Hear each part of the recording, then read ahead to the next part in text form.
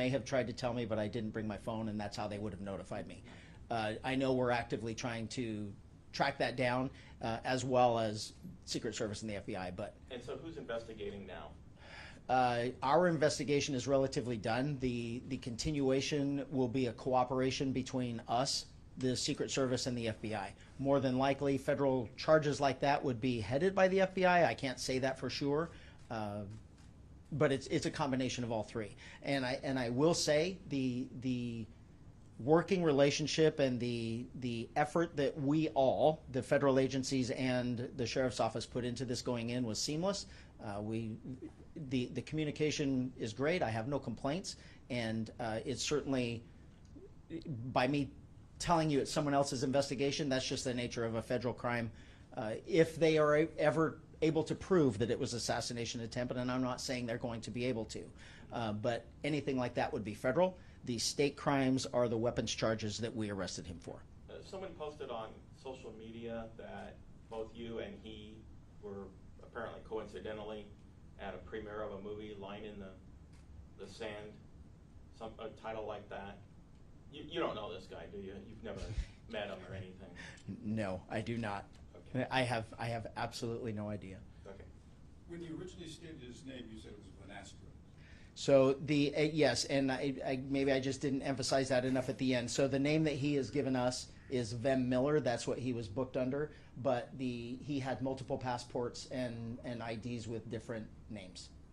And then also you stated at their event there was 25,000 people, and then later you said 50,000. Do we have a better count of how many? We don't have a total yet. There are two different numbers though, because of the amount of people that were actually made it inside the venue, and then the way it works is once the former president takes the stage, nothing else moves. So if you weren't in by then, you did not get in.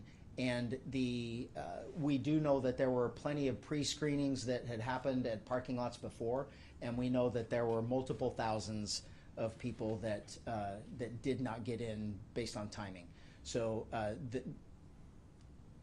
we have an idea of how many people were inside and outside, and we don't have an exact number. But that's the reason why I would have said two different things. You talked about this group, sovereign citizens. It's a I don't know any in a law enforcement world. That's what we call them. That's what they call themselves, sovereign citizens. And it's just a political belief, if you will, that that government rules and laws and everything else that goes along with it doesn't apply to them. So this is an organized group, and this group, they have a lot of members here in Riverside County? I won't say they have a lot. Law enforcement across the country, we train on how to deal with them just because of the verbiage that they use when they interact with us. They believe that they're not necessarily toward us violent or confrontational, but it's obvious they don't ever want to answer our questions. They don't believe they need driver's licenses. They don't believe, this vehicle goes along with it. They don't register their vehicles.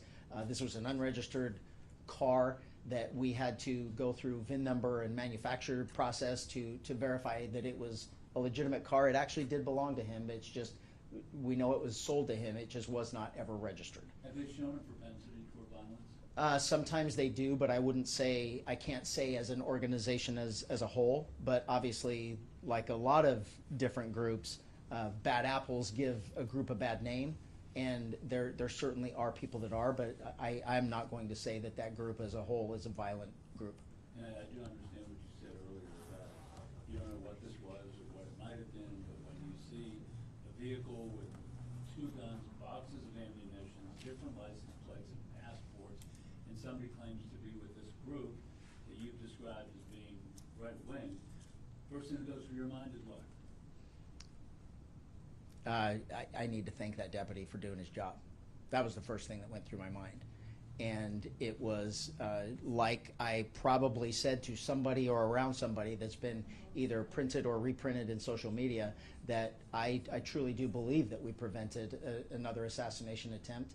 And it was solely by our effort of keeping those type of people out. It's also said that he had a high-capacity magazine. Would that be used for the shotgun as a street sweeper incident, or for the pistol? It was for the handgun. The high-capacity magazine was for the handgun. These different names on the passports, and I think, did you also say driver's licenses? Yes. Were these like tiny variations of the name, or like, you know, Fred Brown? I won't get into specifics, but it was both of the question that you're asking. Okay. Any details about another individual linked to a potential bomb threat at the event as well? We know that there were, no, not linked to an individual or specifics that I can give you. We are aware of our dogs and federal dogs that hit on people or things that we ended up not letting in, but I don't have any specifics on anything like that. There was nothing that rose to this level. Anything else? Thank you, Sheriff. Okay, thank you for coming.